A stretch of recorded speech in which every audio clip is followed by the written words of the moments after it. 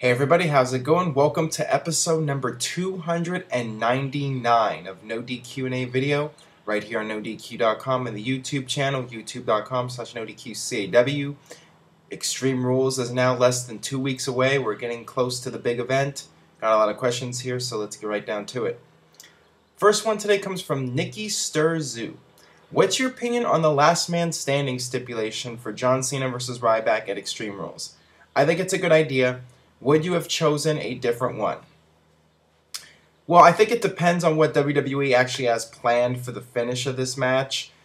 I think that if you're going with a decisive winner, it's best to do a last man standing match. If you were going to do some sort of screw job finish where there wouldn't really be a decisive winner, perhaps you would have been better off with a different stipulation. At first, I thought they were going to do something like a table stipulation. That way, one of the guys could have a cheap loss, and then that could build up to another match at the Payback pay-per-view. But in this case, with the last man standing, I think that, I suppose they could still do a screw job finish. I mean, a couple years ago, there was a last man standing match with John Cena and Batista, and John Cena used the duct tape. And, they could do something like that again, some kind of cheap finish. But I do think it's a good stipulation because it is Extreme Rules, and a table match is kind of lame. With a last man standing match, I think that the chances are better that you'll have a good match between these two, and it'll be more interesting. So, I'm fine with it. Just I'm hoping they have a decisive winner here, and they don't do some sort of cheap finish. But it wouldn't surprise me if they do. All right, and speaking of the Ryback and Cena match, congrats, Aaron, on the 300 episodes. My question is, do you honestly see Ryback winning the WWE title at Extreme Rules? Can we expect a match like the last man standing match between John Cena and Umaga from Royal Rumble in 2007? It would be cool if you answered in video.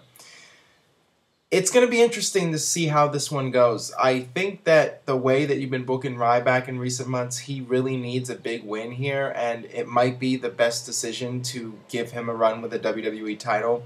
John Cena doesn't need the WWE title. But then again, he just won it at WrestleMania, so do you really want to take it away from him this quickly? And, John Cena has the new t-shirt, the champ is here, and you know how WWE is with their merchandise and, selling those t-shirts. So, they might want to keep the title on John Cena as long as possible so they can sell as many t-shirts as they possibly can. So who knows? And another thing is Ryback hasn't really been getting a lot of good reactions on Raw. And, that might convince WWE that it's not a good idea to put the title on him. Who knows? But if it was me, if you're going to keep pushing Ryback, I think he needs to win at Extreme Rules and have John Cena try to get the title back. I think that that's the best way to go, in my opinion. But at this point, I really feel it could go either way. And I don't know who's going to win at this point. I don't know what direction WWE is going in past Extreme Rules. I'm thinking they're going to keep the John Cena and Ryback feud going. And if that's the case, I think Ryback should pick up the win. All right. I saw the segment on Raw with Brock Lesnar destroying Triple H's office. At one point, he looked at a picture of The Rock on the wall. Does this mean that the Rock and Brock match will happen at WrestleMania 30? Here's my thoughts. I think that if The Rock is healthy and his schedule is not too crazy, he will do WrestleMania 30 next year. I think that there's still a good chance that match will happen. I think Rock saying it might be his last match is just a way to, just in case. But I think that he, in all likelihood, he will appear for WrestleMania 30 and do the match with Brock Lesnar. That's a match that a lot of people want to see, and I think Rock being at WrestleMania 30 is something special. It is the 30th WrestleMania, and I don't think Lesnar would have done that tease if there wasn't at least a decent chance of the match happening next year, excuse me. So we'll just have to wait and see. But I think the odds are fairly good that we'll get that rematch from SummerSlam 2002 at WrestleMania 30. All right, this is from Kevin Bohe. Are you expecting a Rock versus Cena 3? If so, are you interested in seeing it? I think the chances were decent before Rock got hurt. I mean, I don't think that they were ever going to do Rock versus Cena 3 at WrestleMania 30. That's just overkill. It's overdone. 2 WrestleMania matches is enough. I do think that, if Rock hadn't got hurt, that we might have been able to see Rock versus Cena 3 either at Extreme Rules or perhaps SummerSlam. I definitely think that they would have at least explored that option. But now that Rock is hurt and he's extremely busy with his movie schedule, I think it's highly unlikely we'll see Rock versus John Cena 3. But, you cannot rule it out. Anything's possible. Never say never. All right, this one comes from B-Hinder1. What did you think of the Daniel Bryan versus Ryback match from the 5-3 SmackDown, May 3rd SmackDown? Also, what did you think of the Ryback rules catchphrase?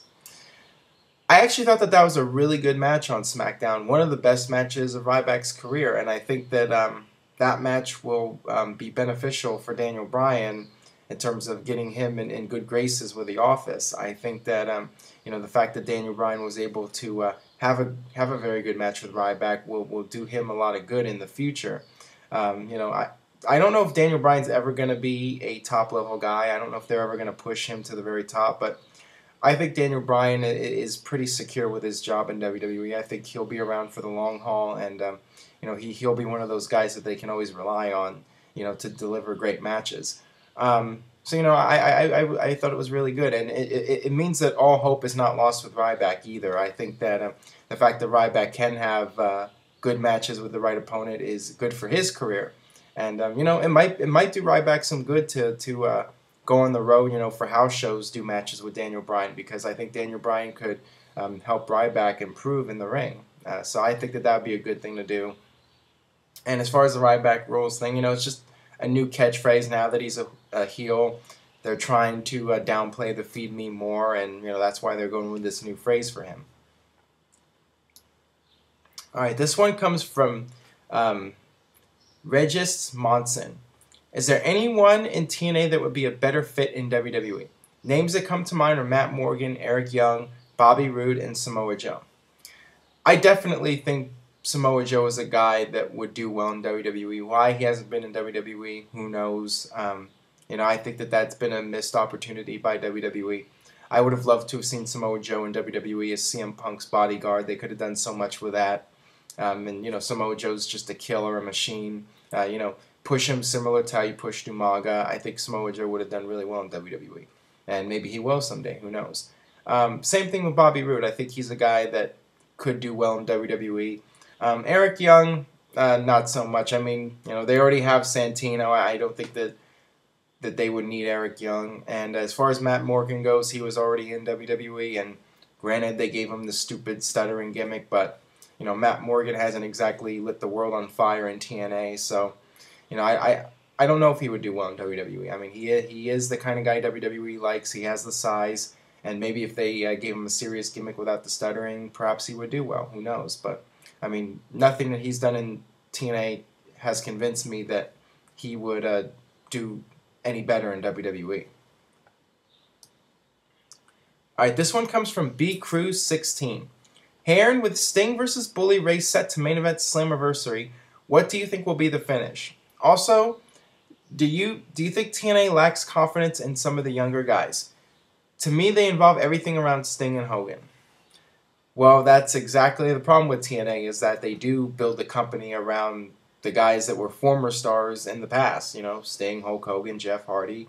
As far as the main event for Slammiversary, I'm expecting Bully Ray to win just because I think he's going to hold on to the title until Bound for Glory, and either Hogan will beat him or AJ Styles will beat him, whatever direction they're going in.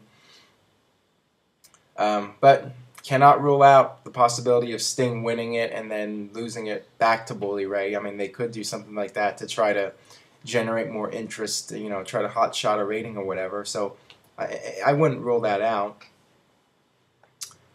All right, last one today comes from Deadly Bye. Hey Aaron, in your opinion, which year was the best in WWE/WWF history? I think 2002 was the best year, although I quite like 2001 and 2006 too. Your thoughts, please. P.S. Keep up the great videos. Thank you for that. In my opinion, no doubt, the best year in WWE history was 1998. That's when the Attitude Era caught fire, and You know, you just had so many memorable moments. That was the rise of Stone Cold Steve Austin, the peak of the Austin McMahon feud. You had Mike Tyson there. You had DX versus the Nation. You had Val Venus. You had the Godfather. You had all these interesting characters, and just a very exciting time to watch wrestling. And not just WWE, but WCW as well. I would say 1998 was the best year in wrestling, period. I mean, that was when wrestling was its hottest. I think that Raw and Nitro's ratings combined was outdrawing football at one point, Monday Night Football. So, I mean, that was an incredible feat right there. Wrestling was just red hot in 1998, and you know, it was just the most fun to watch during that period. You know, I would tune into Raw every week, and I wouldn't miss a minute of it. I mean, it was a must-see show back then. So, my opinion, 1998, 97, and 99, you know, would be close second and third, I think. And, you know, 2002 had its moments, and same with 2001 during the Invasion period. There were some interesting moments, but you know, nothing beats the peak of the Monday Night Wars, in my opinion. All right, that'll do it for this edition of No DQ&A video. Next episode is number 300, so tell a friend on Facebook or Twitter, spread the word about No DQ&A video, and I will see you next time for episode 300 of No DQ&A video. Thanks for watching.